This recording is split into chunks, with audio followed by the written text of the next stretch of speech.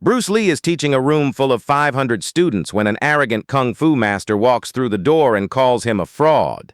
What Bruce does in the next 8 seconds doesn't just silence the room, it creates a moment that gets retold in martial arts schools for the next 50 years. Seattle, Washington, March 1967. The Jun Fan Gung Fu Academy sits on the second floor of a brick building in the University District, corner of 4th Avenue and Pike Street. You reach it by climbing a narrow wooden staircase that creaks with every step. At the top, a simple door with a hand-painted sign, black letters on white wood. Jun Fan Gung Fu. No fancy graphics, no mystical dragons, just the name. That's all it needs. It's 3 hours in the afternoon on a Saturday. Outside, the spring rain hammers against the windows. That Seattle rain that doesn't fall so much as hang in the air like mist with weight. The kind that soaks through jackets and chills you to the bone. Inside, 500 people are packed into a space built for 200. Students sitting cross-legged on the hardwood floor. Some standing against the walls. Some squeezed into the doorway just trying to see. Some sitting on the window ledges. Every square foot of space occupied by a body. The air is thick with humidity from wet clothes and breathing bodies, thick with sweat and tension and the sharp medicinal smell of liniment oil that Bruce uses on his knuckles. The windows fog from the heat of packed humanity. Someone opened 2 windows, but it barely helps. The room is a furnace.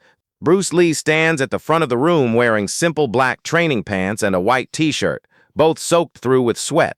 No shoes. He trains barefoot because shoes lie to your feet about balance and connection to the ground. He's 26 years old, 5'7", 135 pounds. Lean muscle wrapped tight over bone. Not big. Definitely not big by traditional martial arts master standards. Doesn't look like much standing still. Looks like a college student. Looks like someone you'd pass on the street without noticing. But then he moves and everything changes. When Bruce Lee moves, the air itself seems to bend around him. This is his open seminar, the one he holds twice a year where anyone can come and watch him teach, where traditional martial artists can see what he calls his style of no style, where skeptics can come and judge for themselves whether this Chinese immigrant who claims to be revolutionizing martial arts is real or just another con man selling Eastern mysticism to gullible Westerners. The room is split. Half are his devoted students who've been training with him for months or years. Half are curious outsiders, traditionalists, skeptics, people who've heard the rumors and want to see if Bruce Lee is everything they say he is. Bruce is 40 minutes into a demonstration. He's showing a principle he calls economy of motion, explaining that traditional kung fu wastes movement. Too many forms, too many flowery techniques that look beautiful but don't work in real combat. He's demonstrating on Jesse Glover, his first American student, a black man built like a truck who Bruce trusts completely. Bruce shows how a traditional horse stance telegraphs your intentions, how a crane stance leaves you vulnerable, how the fancy hand movements of classical kung fu give your opponent all the time in the world to counter. The students watch in fascination. Some are nodding, some are taking notes, some look uncomfortable because Bruce is systematically dismantling everything their previous teachers taught them, but Bruce doesn't care about comfort, he cares about truth. He cares about what works in a real fight when someone is actually trying to hurt you, not what looks good in a demonstration, not what ancient masters did 300 years ago, what works now, today, in the street. Then the door opens. Hard, the sound cuts through Bruce's explanation like a knife. Everyone turns. A man walks in, late 30s, maybe 40, Chinese, wearing a traditional black silk kung fu uniform. The expensive kind with gold embroidery on the chest, dragon patterns on the shoulders. The kind that costs $300 and announces to everyone that you take this very seriously. His hair is pulled back in a traditional queue, face hard as stone, eyes scanning the room with pure contempt. He walks straight down the center aisle. Students scramble out of his way. He doesn't acknowledge them, doesn't look at them, just walks with this deliberate arrogance toward the front of the room, toward Bruce. Every step purposeful, every movement designed to command attention, to dominate the space, to announce that someone important has arrived and everyone should pay attention. Bruce stops teaching, watches this man approach, doesn't say anything, just waits. The room goes silent.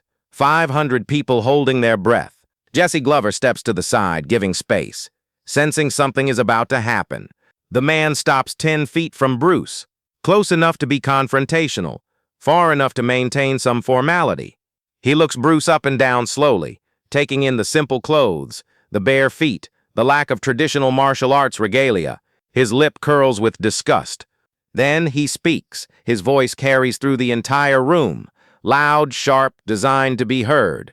He speaks in Cantonese first, then switches to heavily accented English so everyone understands. His message is simple and devastating. Bruce Lee is a fraud, a charlatan, a disgrace to Chinese martial arts. He teaches bastardized techniques to white people and black people who have no business learning sacred Chinese fighting systems. He disrespects tradition, disrespects the old masters, disrespects everything Kung Fu stands for. He is not a real martial artist. He is a performer, an actor playing pretend. And worst of all, he charges money to teach watered-down garbage to Americans who don't deserve to learn real Kung Fu. The room explodes. Not with sound, but with tension. You can feel it like electricity. 500 people stop breathing. Bruce's students look angry, ready to defend their teacher. The outsiders look fascinated. This is what they came for. Drama, confrontation, proof one way or another. Jesse Glover's fists clench, but he doesn't move, because Bruce hasn't moved, and when Bruce doesn't move, everyone else freezes. Bruce lets the words hang in the air, lets them settle, lets everyone hear them and process them and feel them. Then he asks one question, in Cantonese. Calm, quiet, almost polite. What is your name? The man straightens, announces himself as Master Chen Zhao, direct lineage from the Shaolin Temple, 40 years of training, master of 5 traditional styles, guardian of authentic Chinese martial arts. He studied under masters whose names Bruce wouldn't dare speak aloud, masters who would be ashamed to see what Bruce has done, how he has prostituted their sacred art. Bruce nods slowly, asks another question. Why are you here? Master Chen's face twists with contempt. He is here to expose Bruce Lee as a fraud, to challenge him publicly, to prove that traditional Kung Fu is superior to Bruce's made-up nonsense, to show these 500 deluded followers that they are wasting their time and money on a con artist. He is here to shut down this circus before more damage is done. Bruce asks one more question. You want to fight me? Master Chen doesn't hesitate. Yes, right now, in front of everyone. No rules. Traditional challenge. First to submit or first blood. The old way. The way real martial artists settle disputes. Not with words, with action. And when Bruce loses, when Master Chen exposes him, Bruce will close his school, will stop teaching, will apologize to every legitimate Kung Fu master he has disrespected, will admit that he is nothing but a fake. The room is dead silent. This is it. This is the moment. 500 people watching, waiting. Bruce could refuse, could call security, could de-escalate, could do a dozen things that would avoid physical confrontation. But everyone in that room knows he won't. Because Bruce Lee doesn't back down, ever. Not from anyone. Not for anything. Bruce takes one step forward. His bare feet make no sound on the hardwood floor. He says okay in English, then repeats it in Cantonese. Okay, we fight, but not to first blood, not to submission. Just one exchange, one technique. I will show you one thing. If you can defend it, I close my school. If you cannot defend it, you leave and never come back. Master Chen laughs. One technique. He has trained for 40 years. He can defend against anything. Bruce is making this too easy. Master Chen agrees. One exchange, one technique. When he defends it effortlessly, Bruce Lee's reputation dies today. Bruce tells everyone to move back. Clear space. The students scramble, pushing against the walls, creating a circle 20 feet in diameter, empty hardwood floor, just Bruce and Master Chen. 500 witnesses. Master Chen removes his expensive silk jacket, hands it to someone without looking.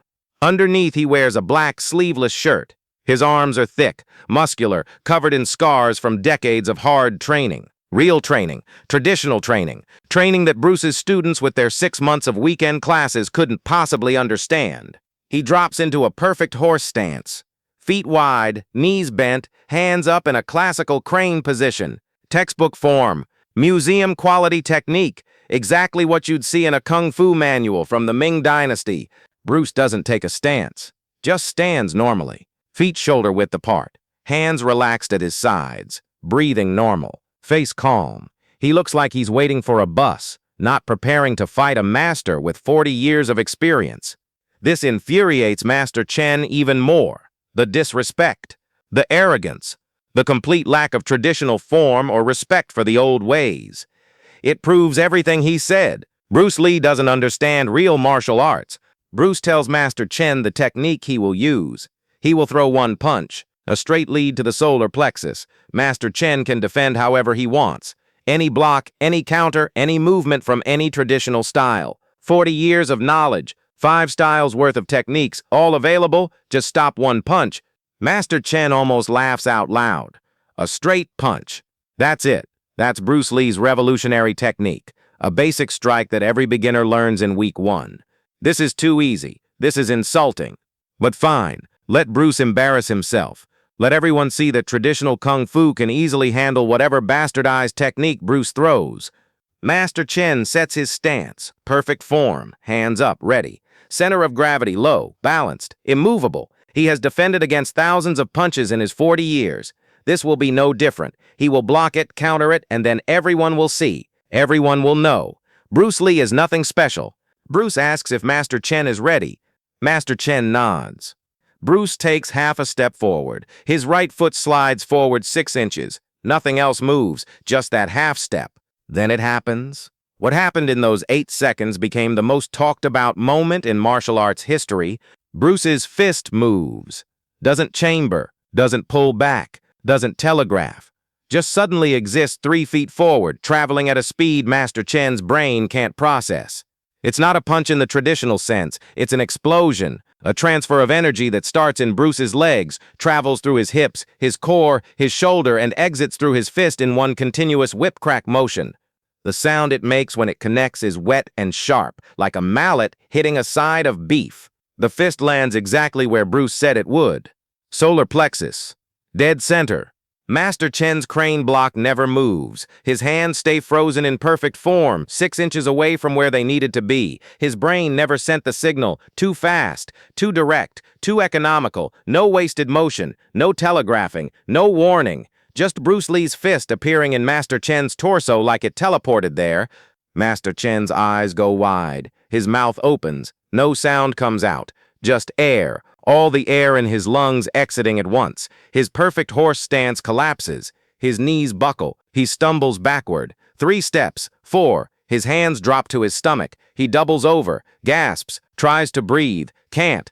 The solar plexus strike paralyzes the diaphragm, shuts down breathing temporarily. Master Chen drops to one knee, still trying to pull air into lungs that won't work. His face goes from red to purple. Panic sets in. He's suffocating. Can't breathe, can't speak, can't do anything except kneel there in front of 500 people, desperately trying to remember how to breathe. The entire sequence takes 8 seconds. From the moment Bruce moved to the moment Master Chen drops to his knee. 8 seconds to completely dismantle 40 years of traditional training. 8 seconds to prove every word Bruce said about economy of motion. 8 seconds to validate everything Bruce teaches.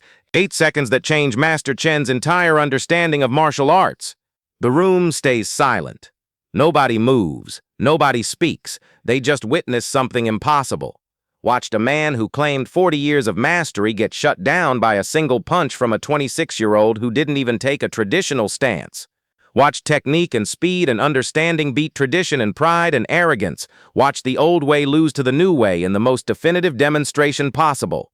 Bruce doesn't celebrate, doesn't gloat, doesn't smile or pose or claim victory. He just walks over to Master Chen, kneels down next to him, puts a hand on his back, speaks quietly in Cantonese.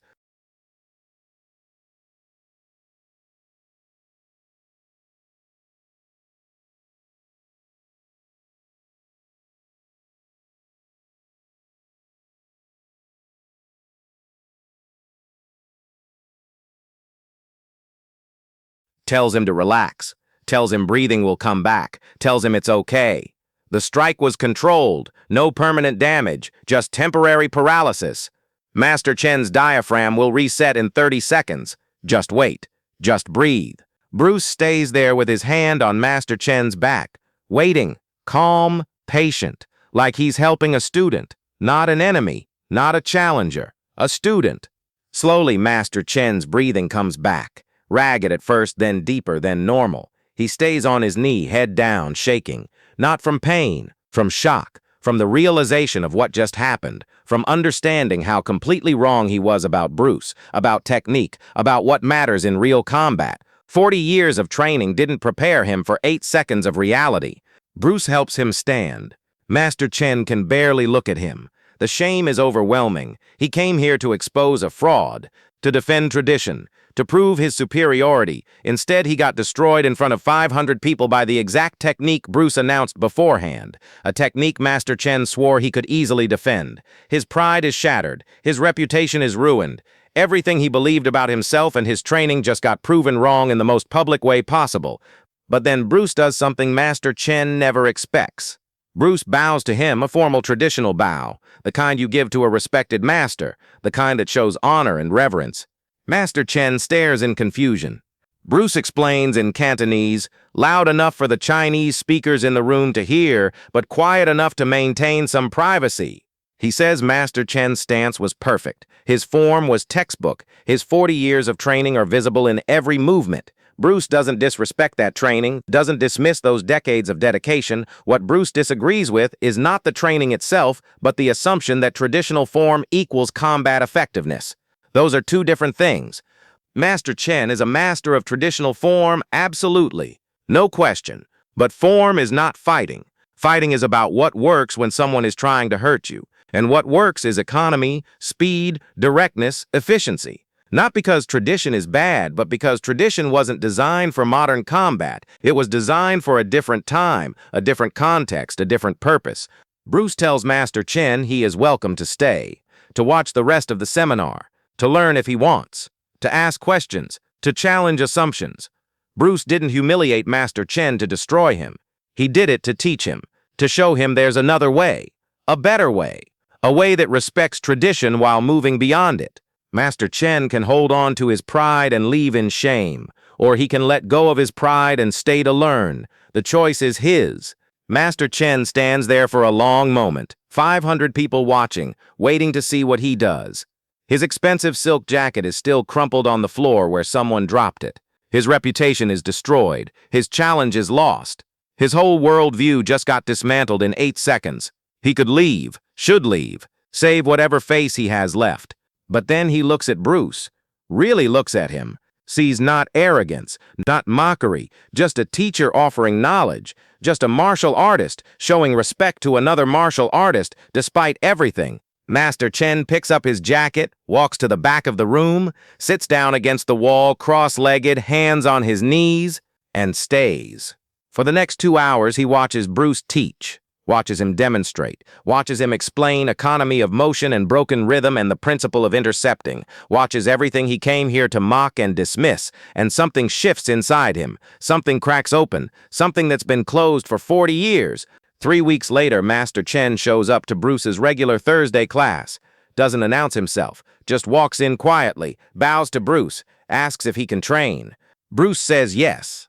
Master Chen trains with Bruce for the next 3 years. Never says much, never brags about his 40 years of training. Just shows up, works, learns, lets go of tradition.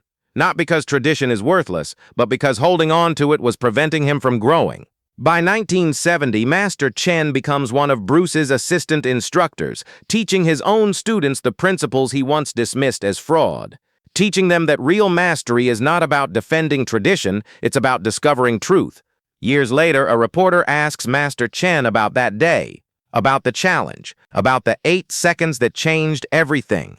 Master Chen thinks for a long time, then says, Bruce Lee didn't beat me with a punch. Bruce Lee beat me with humility, with respect, with the grace to help me up after knocking me down, with the wisdom to teach instead of humiliate. I came to that room to prove I was superior. I left that room knowing I was a beginner. And that realization saved my martial arts, saved my understanding, saved me.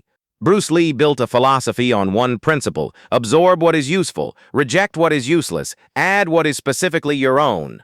But that day, he taught something else, that breaking someone's pride is easy. Building someone back up takes real strength. That winning a fight means nothing if you destroy the person you fought. That true mastery is not about proving you're better, it's about making everyone around you better.